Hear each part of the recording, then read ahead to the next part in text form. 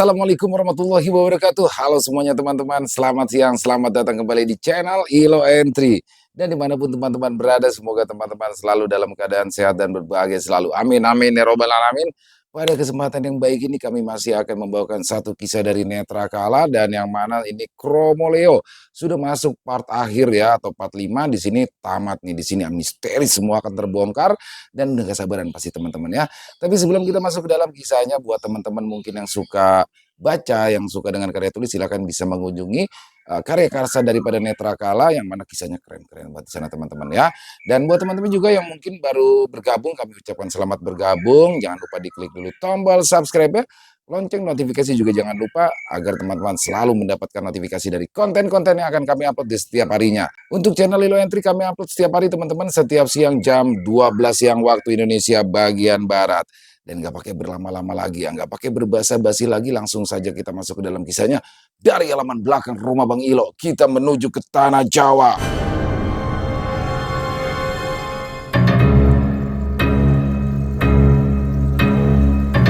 Kuncen pilihan Danyang Desa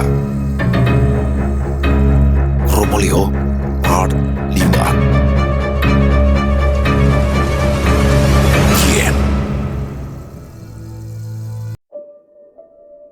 Najib membuka pintu cungkup.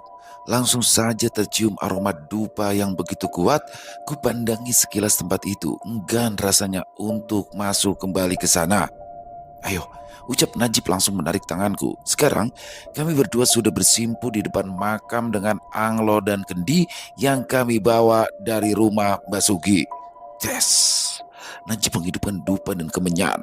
Aroma khas dari benda itu langsung menguar dengan hebat. Entah ini hanya perasaanku saja, tetapi kenapa udara sekitar terasa begitu sesak? Tutup matamu, biarkan pikiranmu kosong. Rasakan saja semua yang keluar masuk di pikiranmu. Kalau Danyang itu muncul, jangan lari, ucap Najib. Menutup mata? Tidak. Itu salah satu hal yang kuhindari saat ini. Bagaimana kalau para dedemit itu muncul dan aku masih asik berfantasi dengan pikiranku? Tidak, mending kita tunggu aja dengan mata terbuka seperti ini, ujarku. Sudah, lakukan saja. Aku akan menjagamu, kata Najib kesal. Kupendangi manik matanya. Setelah yakin laki-laki ini tidak berbohong, perlahan kutolekkan kepalaku ke depan lalu menutup mata. Beberapa menit sudah berlalu. Suara gemuruh guntur masih terdengar jelas. Aku mengikuti apa yang diperintahkan Najib.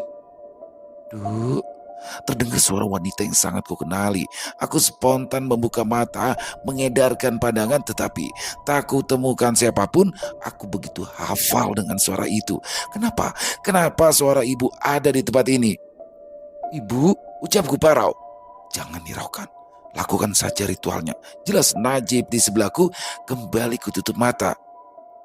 Duh, Sita, panggil suara ibu kembali. Aku berusaha untuk mengabaikan. Tanganku terkepal erat di atas paha. Sakit sekali rasanya. Bagaimana mungkin dedemit itu menyerupai mendiang ibu? Tolong, Duk. Tolong, kata suara ibu. Aku tertahan lagi. Begitu rindu dan ingin bertemu dengannya, nekat aku membuka mata. Dan itu mungkin adalah penyesalanku karena yang kulihat bukan sosok Rama yang dulu selalu menyayangiku, melainkan sosoknya yang sedang tergantung tepat di atas makam. Aku memengki kaget, berusaha menjauh, namun kurasakan tangan Najib memegangiku dengan erat. Jangan hiraukan, pinta Najib. Aku menggeleng pelan. Air mataku sudah tumpah. Sekuat tenaga aku berusaha menuruti perintah Najib. Kenapa aku harus memperlihatkan sosok ibu? Kalau para dedemit itu mau menguji mentalku, biar tunjukkan saja wajah rupa kalian yang paling seram. Tapi tolong, jangan ibu, batinku muak. Lambat laun suara itu menghilang. Suasana kembali sunyi. Sekarang yang terdengar hanyalah suara gumaman dari arah Najib. Entah apa yang sedang ia rafalkan, aku tak tahu. Sita, panggil suara perempuan lain. Aku tahu ini Rati, tapi aku masih takut jika itu hanya jelmaan sosok lainnya. Sita, kali ini suara Rati seperti membentak. Kaget, aku membuka mata. Sial, kenapa mesti membentak? Aku tidak budek, dasar demi sialan. Aku mengerang lega, meski Rati bukanlah manusia, tapi rasanya ada ketenangan yang memancar dari sosok itu. Aku hendak memberitahu Najib, namun saat aku menoleh ke samping, tak kudapati laki-laki itu. Jip, panggilku. Tak ada sautan. Kemana perginya manusia itu? Sejak kapan dia pergi? Dasar pengecut. Kembali ku tengok ke arah Rati yang masih sibuk menyisir rambutnya dengan tangan kirinya, sedang tangan kanannya mengacung ke arah ujung ruangan. Ku ikuti apa yang sedang ia tunjuk seketika. Aku memekik ketahan, ingin sekali rasanya pergi dari tempat ini. Bayangkan saja, kejadian seperti malam lalu terulang kembali. Kulihat beberapa kepala terjejer rapi di depan keranda. Aku terus mengedarkan pandangan untuk mencari keberadaan Najib. Tidak perlu kau risaukan laki-laki itu. Sekarang ambil kain itu, ikatkan ke masing-masing kepala. Setelah itu campurkan dengan tanah makam ini, ucap Rati. Aku meneguk ludah. Gila, mengikat kepala. Lihat saja kepala-kepala itu, begitu pucat, penuh dengan darah segar yang masih mengalir di setiap lubang. Aku menggeleng. Tidak, aku tidak bisa melakukan ini semua. Kutolekan kepala ke arah Rati, meminta agar tak usah melakukan itu semua. Wanita itu hanya menatapku dengan pandangan hampa, seolah dia hanya meminta, bukan memerintah. Mbak, tolong. Aku menoleh ke samping. Kini kudapati kepala Sakti menitikkan air mata. Beberapa kali matanya berkedip, seolah meminta pertolongan. Lakukan, atau mereka mati. Semua terserah, keputusanmu, ucap Rati yang kini mengulurkan kain putih yang ia genggam. Gemetar, aku mengambil kain putih di tangan pucatnya. Setelah itu, dalam sekedipan mata, Rati sudah menghilang tak kemana. Dengan nafas memburu, aku melangkah menuju ke arah meja kayu di ujung ruangan pertama Pak Suhar. Dengan tangan gemetar, ku angkat kepala orang tua itu. Aku tak tahan. Kenapa darah bisa terus mengucur deras dari kepala ini, padahal sudah terpisah dari tubuhnya? Buru-buru ku ikatkan tali putih. Seketika mulut Pak Suhar terbuka dan menjerit keras, membuatku terjengkang saking takut dan kagetnya. Terus kuperhatikan saat kepala itu memberontak, akhirnya berhenti dan matanya kembali tertutup. Kini kulihat kepala Najib, wajahnya begitu pucat, bibirnya membiru. Aku menggeleng, tak kuat menghadapi ini. Bibir itu yang tadi siang menciumiku, bagaimana bisa aku menatap penggalan kepala suamiku sendiri itu? Kretek, kretek. Aku mengerjap, keranda bambu itu kembali bergetar. Aku tahu pemiliknya segera muncul. Aku tak punya banyak waktu. Langsung saja aku berdiri dan mengikat kepala Najib meski tanpa memandangnya. Jangan mati, rangku. Setelahnya kulakukan berulang kali ke kepala yang lain. Berbarengan dengan suara yang ditimbulkan, keranda juga semakin keras. Kini tinggal kepala Sakti. Aku sedikit ragu karena dari ketujuh kepala itu hanya milik bocah itu yang matanya terbuka dengan bibir terus mengucapkan permintaan tolong. Romolio, terdengar suara lirih. Aku panik, berusaha mengangkat kepala Sakti. Namun kenapa begitu berat? Romolio, terdengar suara itu jauh lebih keras. Ya Allah Gusti, tolong. Ucapku terus mencoba mengangkat kepala Sakti hingga kulihat keenam laki-laki pembawa keranda itu sudah muncul di hadapanku. Mereka menatapku dengan menggumamkan suara kedatangannya. Mbak, tolong, ucap suara Sakti. Aku menjerit keras, hendak mundur berbarengan dengan sosok laki-laki pembawa kendi yang mulai bergerak. Dia sekarang sudah berada di depan kepala Pak Suhar, berupaya mengguyurkan darah dari kendi yang ia bawa. Tapi entah apa yang terjadi, sosok laki-laki itu seperti diam sesaat, lalu ia urungkan dan bergerak ke arah kepala Najib. Aku terus berusaha mengangkat kepala Sakti. Aku tahu laki-laki itu tak bisa menandai kepala yang sudah kuikat. Sakti, jangan nakal, Tolong, ucapku saat laki-laki itu sudah berada di depan kepala Om Panca. Panik, aku hanya bisa mengingat nama Tuhan yang maha pengasih lagi maha penyayang. Ajaib, kepala saksi seketika diam, langsung saja kuikat kepala itu dan mundur buru-buru bertepatan dengan dedemit laki-laki itu bergerak ke arah kepala sakti. Tak tahu apa yang ia lakukan, dedemit laki-laki itu berpaling ke arahku dengan tatapan nampak namun begitu mengerikan.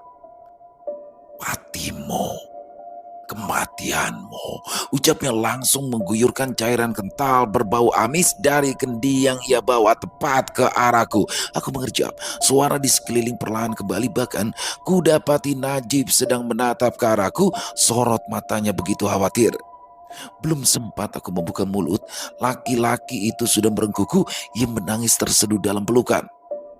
Sudah, ucapnya tanpa ku jawab. Aku langsung membalas pelukannya. Pertahananku runtuh. Aku begitu lelah dengan semua ini. Kamu dari mana? Kenapa pergi? Isaku ketakutan. Najib menggeleng. Aku tidak beranjak sesenti pun. Sukmamu yang masuk ke dunia mereka. Kita selesaikan semuanya, kata Najib sambil mengelus punggungku. Kenapa? Kenapa harus aku? Tanyaku sambil sesenggukan. Najib tak menjawab. Ayo, kita selesaikan, ucapnya. Aku lepaskan pelukanku, canggung dengan apa yang barusan ku perbuat. Sudah bertemu dengan wanita itu? Sudah kamu berikan kainnya? Tanya Najib. Aku mengangguk, segera berdiri, tak lupa mengambil segenggam tanah dan berjalan ke arah keranda. Ku ambil kain yang mengikat di ujung keranda. Mana kendinya? Pintaku kepada Najib. Laki-laki itu berdiri dan langsung menyerahkan kendi itu padaku. Segera ku masukkan segenggam tanah dan juga kain putih kusam ke dalam kendi. Sekarang bagaimana? Tanyaku. Kemarikan. Najib meminta kendi itu. Segera ia buka dan merapalkan sesuatu. Lalu ia memasukkan tangannya ke dalam kendi. Ia memintaku mendekat. Entah berisi apa kendi itu, sungguh baunya begitu memualkan, membuatku hampir saja mengeluarkan isi perut saking busuknya. Tahan ya, ucapnya langsung mengusapkan tangan yang basah ke wajahku seketika. Kurasakan kulit wajahku terbakar hebat.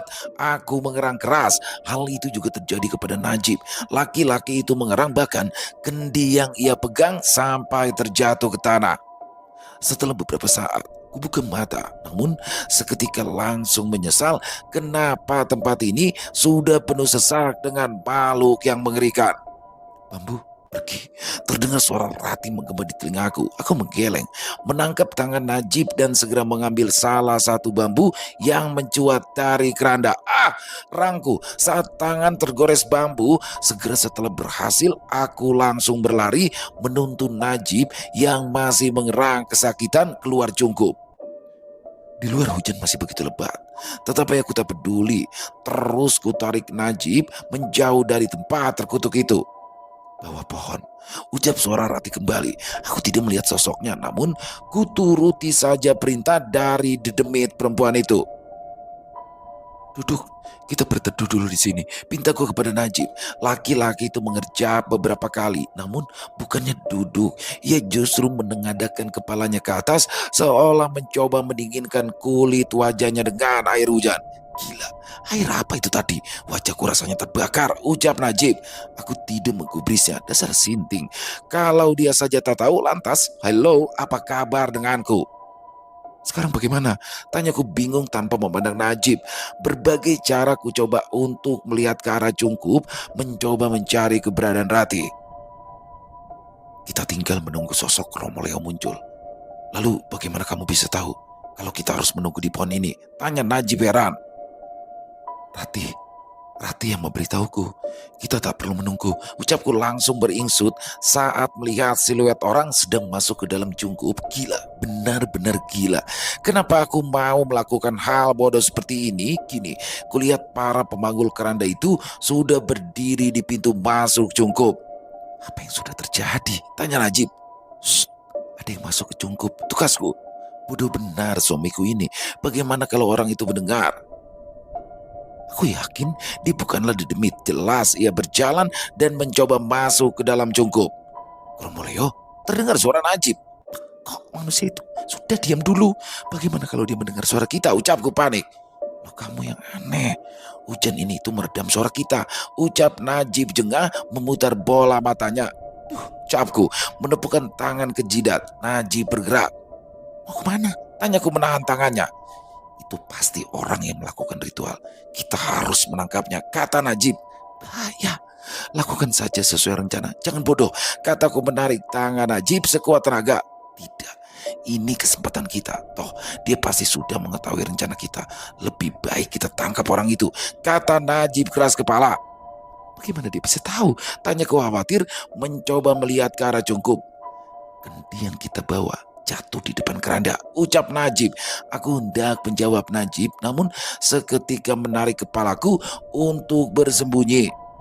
Kromoleo, ucapku tanpa suara, menunjuk ke arah Cungkup. Sesaat Najib diam, seolah sedang berpikir keras. Sita, ucapnya. Gak, aku belum mau jadi janda. Enak aja, ucapku memotong. Tidak ada waktu lagi. Tidak, dengarkan dulu. Aku akan pergi ke Cungkup. Kamu bawa semua ini.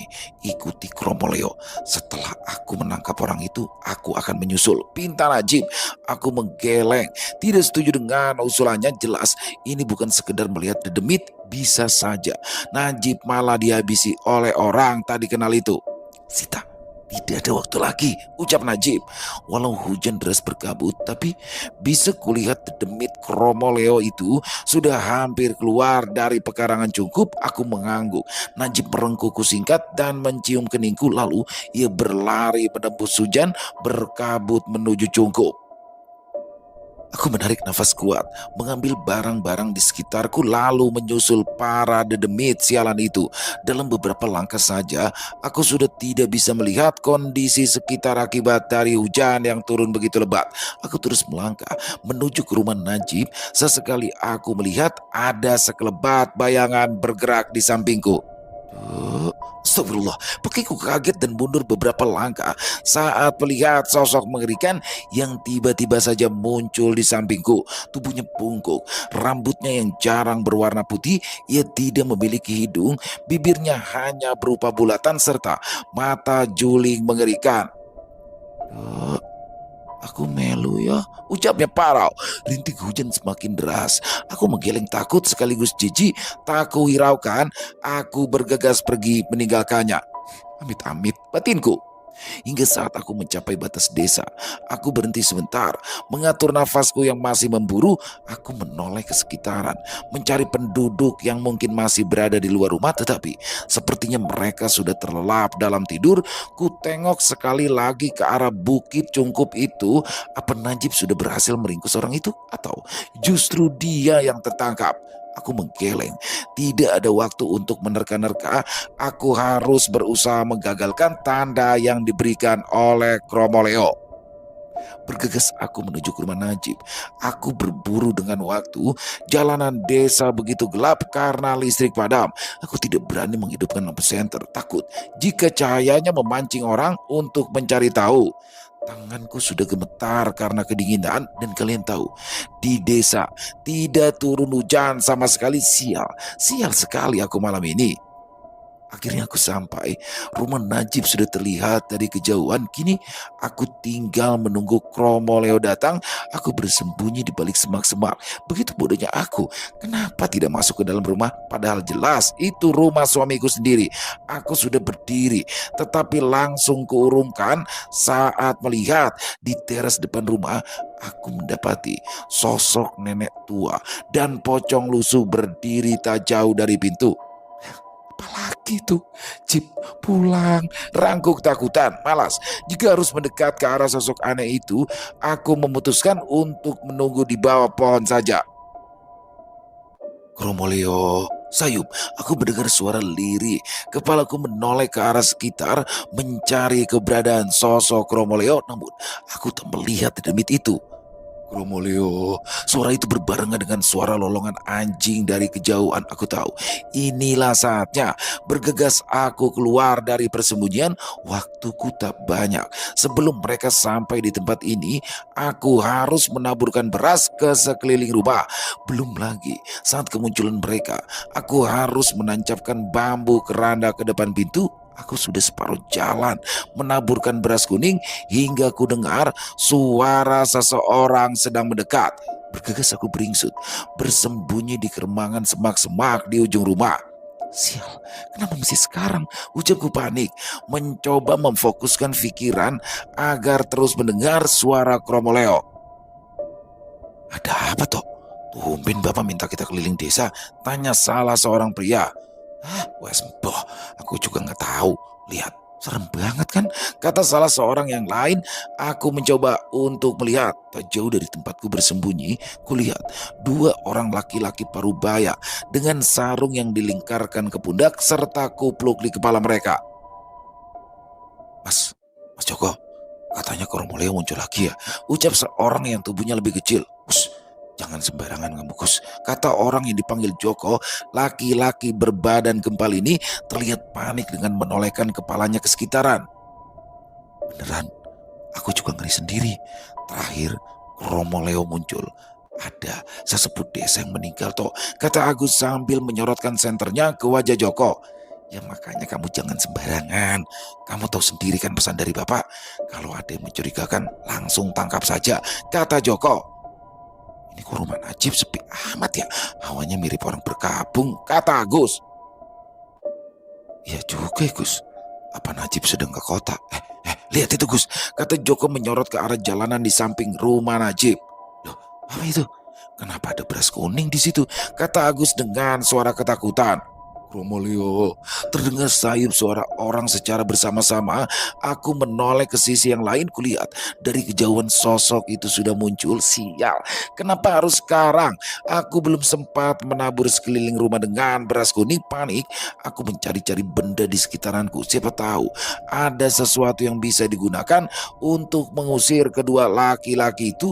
Kurasakan ada batu kerikil. Bodoh amat, jika benda ini harus terkena kepala mereka, jauh lebih penting nyawa suamiku saat ini. Ku lempar kuat-kuat batu kerikil yang kupegang. Aduh, rang Agus sambil mengusap belakang kepalanya. Beruntung, mungkin ini keberuntunganku. Tepat saat ia menoleh, sosok Kromoleo juga terlihat sudah dekat dengan dua pemuda itu. Asuk, opo kae, ucap Agus menarik tangan Joko agar melihat ke arah belakangnya.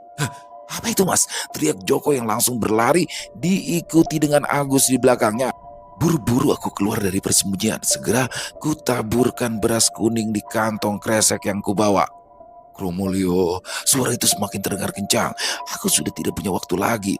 Mereka sudah hampir mencapai depan rumah Najib. Tak tahu harus berbuat apa. Nekat, ku tancapkan potongan bambu dari keranda itu di atas beras kuning yang ku sebar.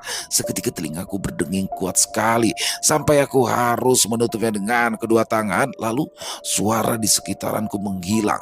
Yang tertinggal hanya suara derik nafas menakutkan dari arah Kromoleo.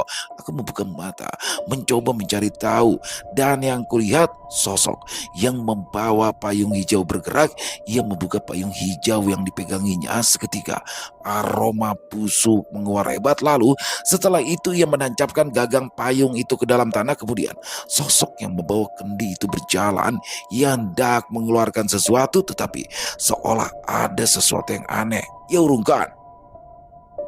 Kali ini ia berbalik, berjalan ke arah keranda. Aku sudah siap dengan segala kemungkinan. Ku taruh tangan di depan mulut agar bisa meredam teriakanku. Benar dugaanku, jika di dalam keranda itu terdapat kepala-kepala yang kuikat saat dicungkup tadi. Dan aku baru menyadari satu kelalaian. Ya, kepala Pasuhar. Aku lupa untuk datang ke tempatnya terlebih dahulu tanpa mengeluarkan suara. Keranda itu diangkat. Sosok yang membawa kendi mengambil kepala Najib dan langsung melemparkan asal ke depan rumah. Seketika kepala itu membuka mata. Ia mengeluarkan jeritan nyaring yang memekakan telinga. Baru setelah itu kepulan asap muncul. Kepala itu lenyap entah kemana. Kromolio, Molio, Kromolio. Suara itu kembali terdengar ketika rombongan pembawa keranda melangkah pergi. Bagaimana ini? Kenapa aku bisa lupa dengan Pasuhar? Mungkin tidak apa-apa. Toh orang itu juga sudah meninggal. Tidak ada bedanya bukan? Tersadar dari keterkejutan, aku bergegas bangkit. Sekarang aku harus pergi ke rumah Nekmar. Di sanalah sisa korban yang akan mereka ambil sepanjang perjalanan menuju rumah Nekmar. Sungguh tak bisa kubayangkan. Jalanan desa begitu sepi, membuatku selalu waspada akan sekitaran. Kutengok, jam sudah menunjukkan pukul 2 pagi. Aku sekarang mulai khawatir dengan keadaan Najib. Laki-laki itu belum juga menunjukkan batang hidungnya. Bagaimana kalau ia sedang terkena masalah? Apa aku harus kembali ke Cungkup terlebih dahulu? Aku menggelengkan kepala. Aku harus fokus dan menyelesaikan semuanya terlebih dahulu. Aku yakin Najib akan baik-baik saja. Aku hendak melakukan perjalanan menuju rumah Nekmar, tetapi satu ingatan tiba-tiba saja muncul di kepalaku, sebuah perkataan Najib kemarin malam. Bagaimana kalau Romo Leo menuntun kita kepada dalang semua ini? Ya, kalimat itu terngiang di kepalaku. Lalu sebuah ingatan percakapan antara Agus dan Joko. Bapak meminta kita untuk berkeliling desa. Pak Kades, ucapku lirih. Aku menoleh panik.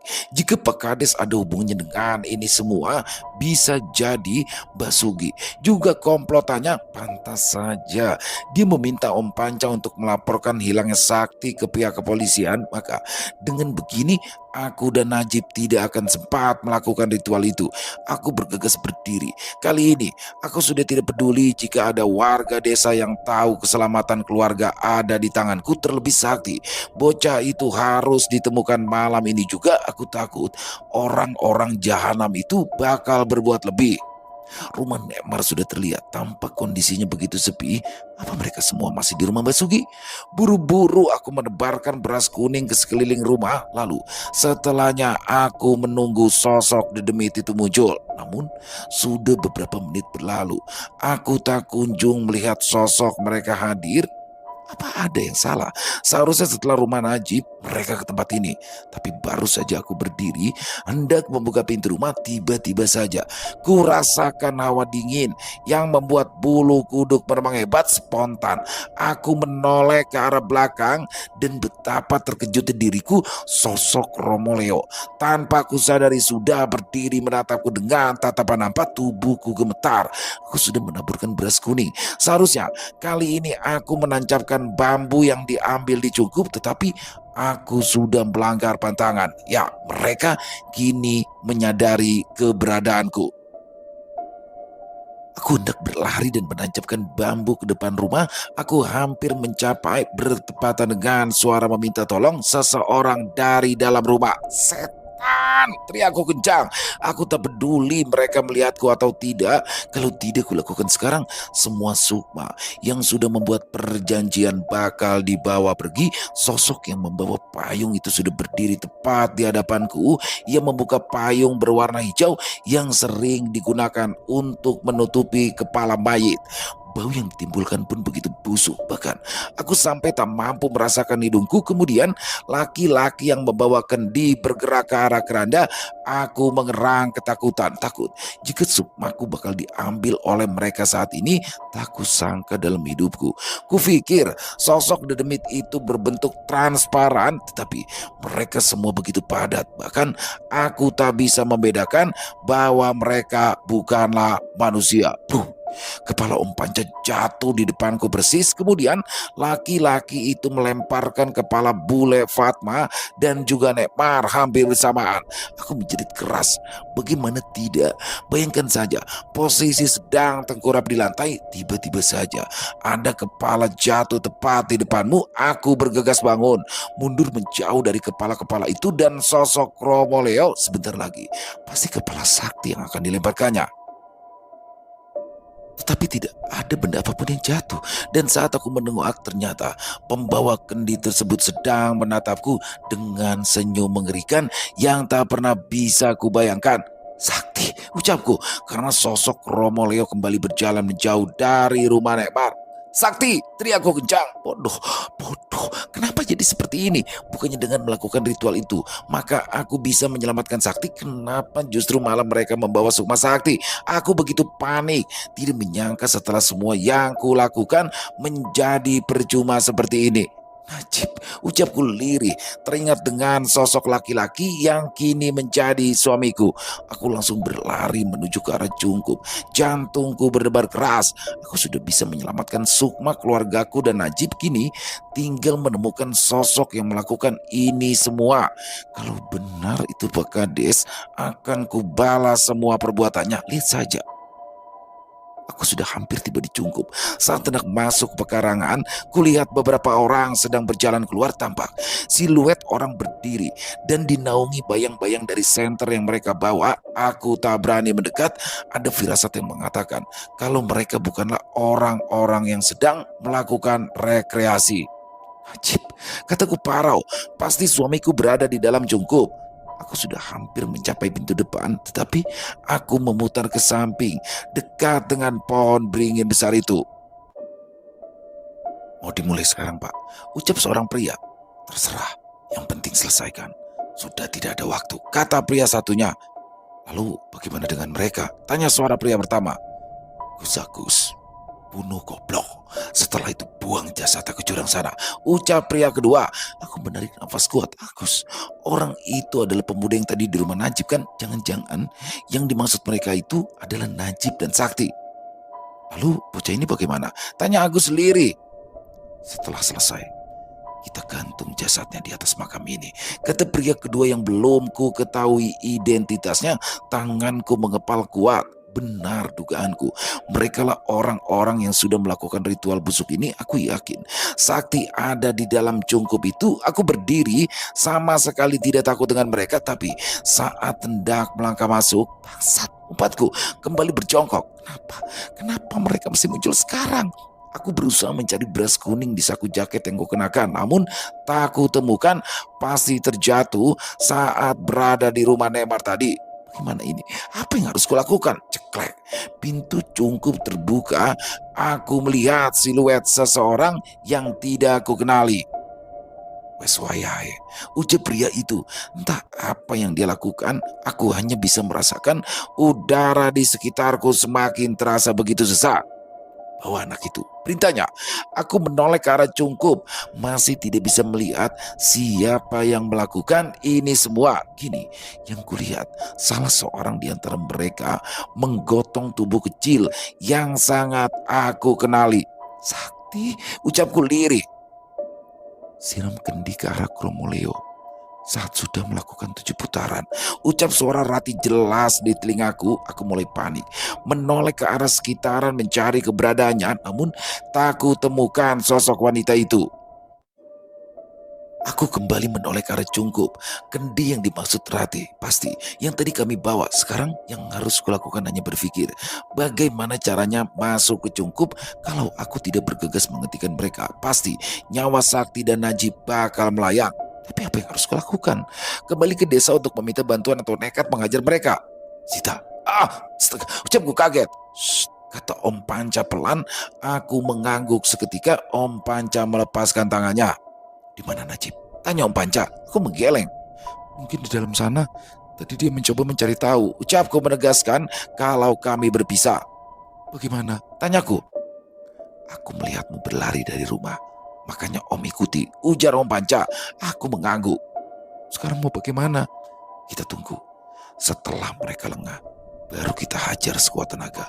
Masih bisa pencak silat kan? Tanya Om Panca. Aku mengangguk mantap. Jangan sampai Kromoleo melihatmu, pintaku. Semua sudah kujalani, dari bertemu dedemit sialan sampai harus meminum sesuatu yang memualkan. Kini kami melihat seseorang sedang membakar kemenyan. Sosok Kromoleo mulai bergerak pelan. Waktu kami tidak banyak. Wardi, ucap Om Panca lirih. Siapa? Orang yang dulu ditolak oleh bulekmu, jawab Om Panca. Jadi sekarang ceritanya sudah lengkap.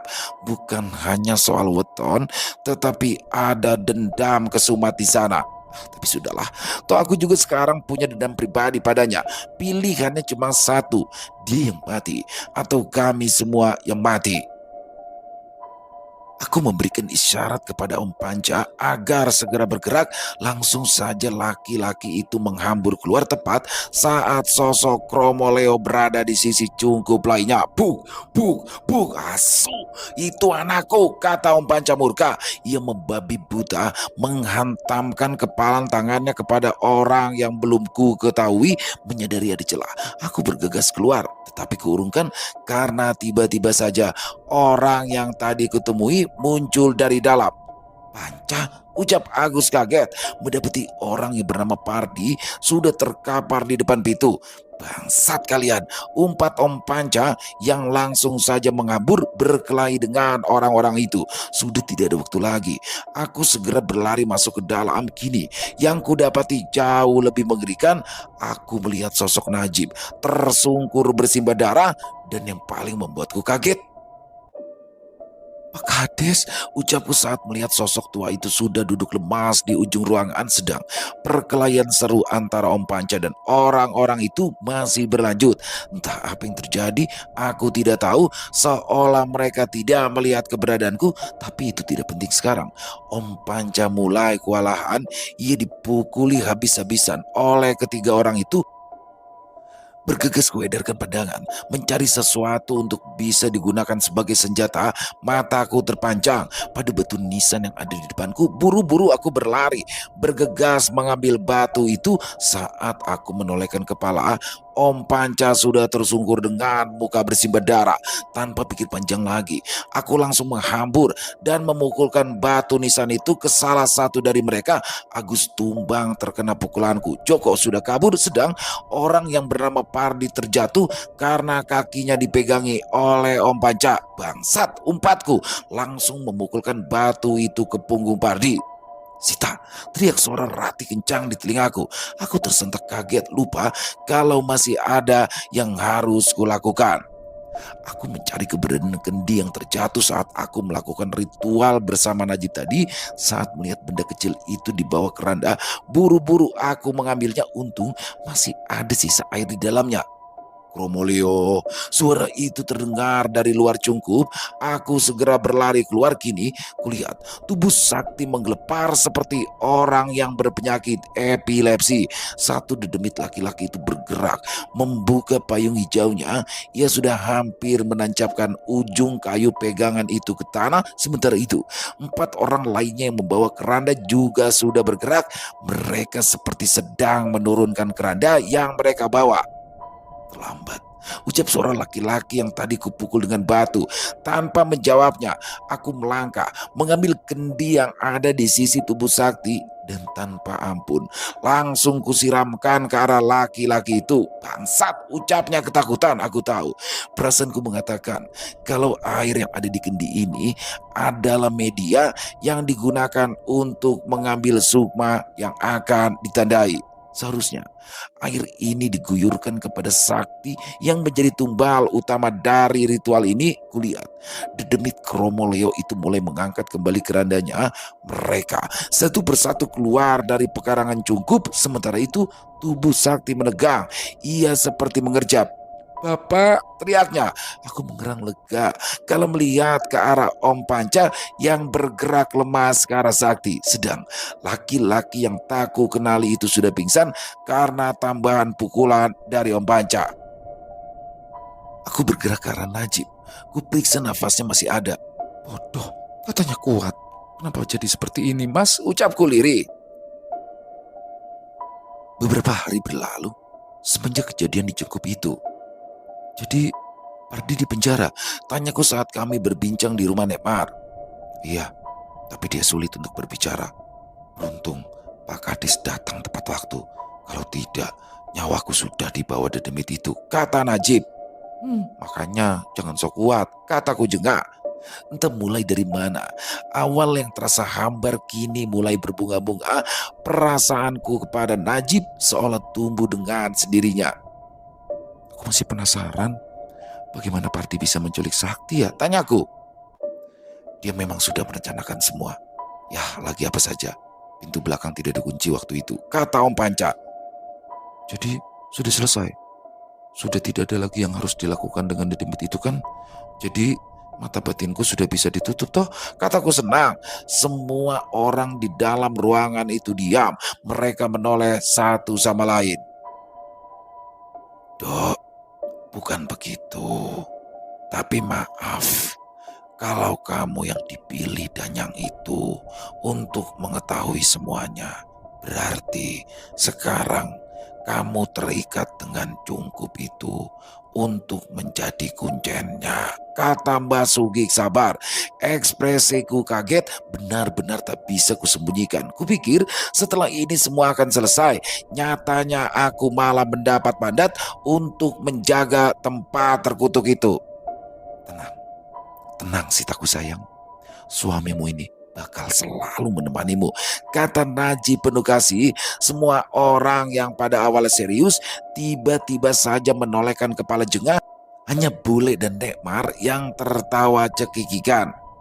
Mbak, mbak, ayo kita ke Cungkup. Ajak Sakti yang kini sudah lengkap memakai pakaian kuda lumpingnya. Ih, najis. Kah, ucapku masih trauma dengan tempat itu. Selesai. Wah, luar biasa kisah dari Netrakala. Kromoleo akhirnya tamat. Bagaimana akhirnya Sita berhasil menyelamatkan Sakti, dan dimana juga dengan dibantu Najib, dibantu Om Panca. Dan tadinya saya pikir Pak Lurah nih, tapi ternyata bukan ya. Di situ ada mantan kekasih dari Bule Fatma. Ini ternyata dia yang menyimpan dendam dan melakukan ritual itu, melancarkan ilmu hitam lewat Kromoleo untuk membalaskan dendamnya dulu. Luar biasa sekali, keren. Netrakala keren pakai banget kisahnya, kayak bener-bener terhanyut di dalamnya di sini selama beberapa hari, 5 hari ya, 5 part, luar biasa. Dan di sini kami juga ingin mengucapkan terima kasih kepada Netrakala ya, yang sudah mengizinkan kami untuk membawakan kisah luar biasanya ini, dan semangat terus berkarya. Dan semoga juga kisah Kromoleo ini dari part 1 sampai dengan part 5 bisa menghibur teman-teman semua, para pecinta penikmat horor misteri, lebih khusus lagi kepada para subscriber dari channel Ilo Entry. Buat yang punya komentar lain silakan bisa menuliskan di dalam kolom komentar, ataupun hanya sekedar saling menyapa silakan, insya Allah kami akan menjawabnya satu persatu. Buat teman-teman yang suka dengan videonya bisa diklik tombol like-nya ya, tombol jempolnya, boleh juga di-share link videonya ke teman-teman yang lain agar juga ikut merasa terhibur. Buat yang belum subscribe, sekali lagi ayo dong diklik tombol subscribe, jangan lupa lonceng notifikasinya dinyalakan agar teman-teman selalu mendapatkan notifikasi dari konten-konten yang akan kami upload di setiap harinya. Kami juga ingin mengucapkan terima kasih kepada seluruh teman-teman ya yang sudah selalu setia hadir setiap harinya, yang sudah selalu mendukung kami, karena teman-temanlah kami selalu bersemangat berkarya di setiap harinya. Dan buat besok ya, ada kisah baru nih, surprise deh dari Nana Septiana. Kisahnya keren banget teman-teman, pokoknya jangan sampai ketinggalan besok jam 12 siang. Dan di akhir kata, saya Ilo mengucapkan permohonan maaf apabila mungkin dalam pembawaan kisahnya ada kata-kata saya yang salah, ataupun ada kata-kata saya mungkin yang kurang berkenan. Saya mohon dibukakan pintu maaf yang seluas-luasnya, dan sampai berjumpa lagi besok jam 12 siang masih bersama saya Ilo di channel Ilo Entry. Salam sehat, sukses, bahagia semua untuk kita semua. Wassalamualaikum warahmatullahi wabarakatuh.